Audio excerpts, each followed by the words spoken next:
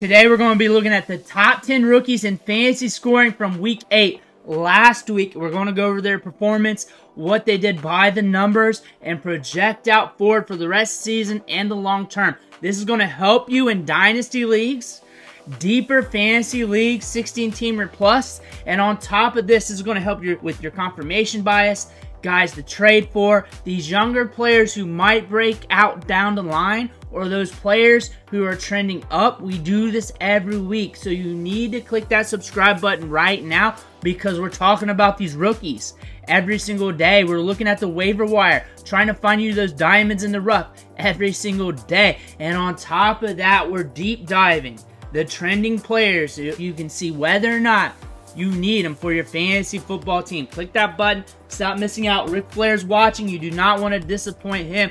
But we are looking at our first and our top rookie today, and the quarterbacks will be at the end, and it's McConkey. He was the wide receiver too last week, 29.1 PPR fantasy points. By the numbers here, the work rate, a 20% target share. Air yards were up in this matchup, 12.2 average depth of target. We had 73 air yards in this game, and we ran in the slot at 65.6%. We're going up against the Browns this week. We're going to be getting volume in the offense. Quentin Johnston's back, so we're watching him. But he's a player that's been volatile this year, but for a rookie, that's good. That's good for a rookie. We're flashing. We're showing some upside. So if you're in redraft and you're looking at him, you're probably going to get him at a good cost next year in the middle of drafts. In Dynasty, you're kind of holding tight right now. He hasn't produced enough for you to sell high, but he hasn't dipped down low enough to buy low. But always kick the tires to see what comes back at you. Marvin Harrison Jr. has been volatile all season long. You can see that by the numbers here. We have like 2 or 3 wide receiver 1 weeks. We were the wide receiver 4 last week. 7 targets at 21.2% target share and 8 out of almost 20. So that number is not sustainable, but it's also an indicator deeper targets. He also ran a lot of drag routes, a lot of in routes last week, which works well with what we saw from Marvin Harrison Jr. back at Ohio State. We ran on almost 100% of the routes.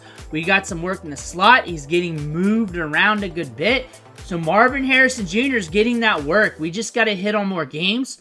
Kyler Murray sometimes is a chicken with his head cut off, and they can take him away and make Michael Wilson, Greg Dortch beat them on the field. On top of that, James Conner's the hammer looking for the nail. Tyrone Tracy is rising boards. He's rising up the dynasty ranks. He's rising up the fantasy football ranks in general.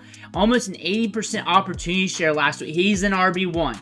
He's an RB1 for the Giants. Devin Singletary has to watch now. He's coming back from concussion protocol. Looks like he's going to play this week. It doesn't matter if you're looking at the long term anyways. He's going to eventually be back. And when he's back, you're just going to have to start him going forward and trust it. We're getting the work. We're getting the opportunities in the passing game. This is a full-fledged running back. With Malik Nabers stretching the field, you can't stack boxes against this team because you also got like Darius Slayton running 4-3s down the edge, and you got Wan'Dale Robinson taking the short game. This Giants team is trending upward when it comes to fantasy football playmakers. Tyrone Tracy is a guy that you should have bought low on, especially when he had that ankle injury for a few days in training camp. That was the time to buy. Now he's rolling. Isaac Guerendo is a pop gun running back. All he needs is 1 carry. Just 1 carry, and he's going to go off. He ran 21 routes this week. He ran 21 routes, so given the opportunity, you can't say he won't be used in the passing game. He also got 4 targets on top of that and a 16% target share. That being said, something happens to Christian McCaffrey again, which we're expecting him to be back soon, and Jordan Mason, or maybe in the future.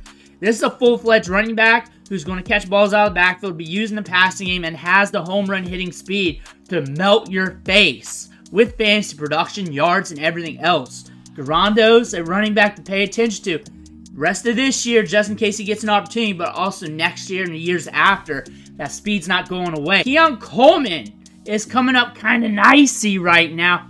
Back-to-back big games. Got a touchdown last week.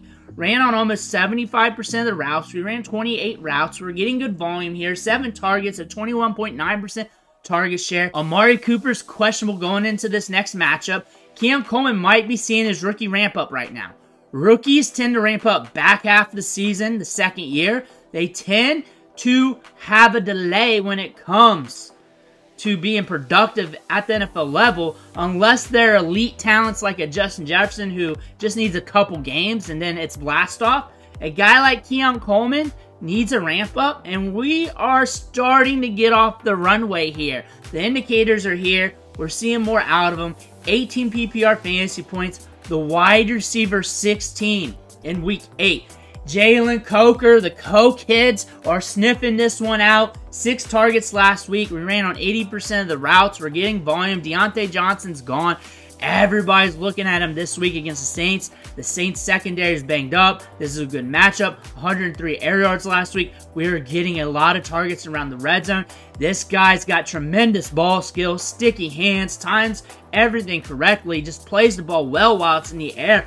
This could be a wide receiver that pops one on you. Everybody's looking at that. Everybody's saying that. But now we got to see if he can capture his moment.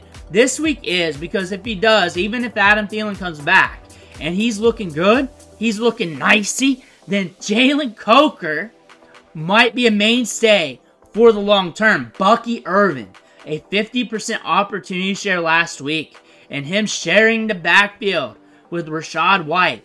Them both getting work in the passing game. Sean Tucker watching from afar. He's looking slippery in space. We got 7 targets in this matchup, and we ran on 31.4% of the routes, which is big because Rachaad White's running a lot of routes. He's questionable this week, but he's going to be a mainstay in this offense. If you got him, you got to roll with him. You got to love him. Brian Thomas Jr. Even though he gets hurt, he can still score you fantasy points. May play, may not. We will know tomorrow, maybe later today. 4 targets. Ran on 48.6% of the routes because of the injury, but we were still able to get it done. The ADOT's always nice. 13.8. Average depth of target. 55 air yards. Probably would have pushed for over 100 or at least 75 to 80 if it weren't for only running 17 routes due to the injury, but still, we're looking good. We know Brian Thomas Jr. is good. Malik Nabers, he's here. We got to talk about him. The wide receiver 29. You feel good about what he did in the box score for you in fantasy football. 13 targets in this matchup. He gets targeted to death, especially in the second half of games where they got to play catch up. Just getting volume after volume after volume of targets. Ran on all the routes. They're just going to run them to death. So that being said, we all know this with Malik Nabers. Top tier wide receiver. Xavier Worthy makes the video. 13.7 PPR fantasy points. He's up and down. However, 3 of his last 4 weeks, he's been alright. He's been kind of nice. Not great, like wide receiver 3 level, but good enough to get the job done.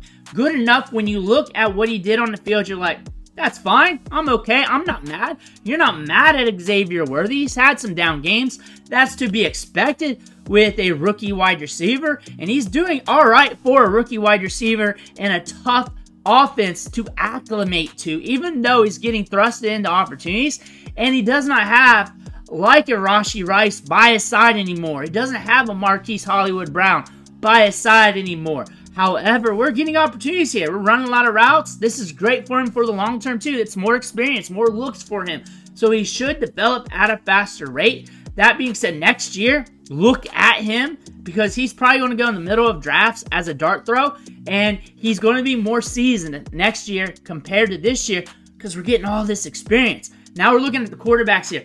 Jayden Daniels, QB 11, 22.2 PPR fantasy points. Looking good, and that's solid production. The quarterbacks did all right last week. However, we only had a few quarterbacks throw for over 300 yards. Rushing production's huge at the quarterback spot.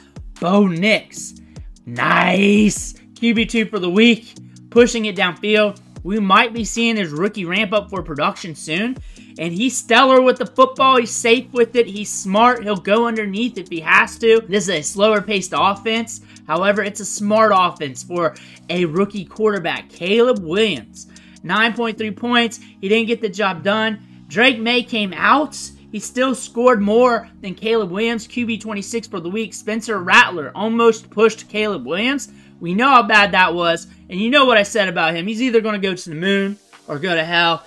he's burning up right now. Michael Penix, we're still waiting for him to make his true debut. He's got some spot snaps here and there, but we're still waiting on him. He's going to be a fun guy to pay attention to. But those are the rookies from Week 8, and we're projecting going forward. It's good to look at the advanced analytics on these young guys so we know more about them for the future, whether it's 2 weeks from now or 2 years from now. You got to know what's going on with these young players. Let me know what you think in the comments below. Make sure to hit that subscribe button on the way out. Want to thank you for watching. Catch you on the next video.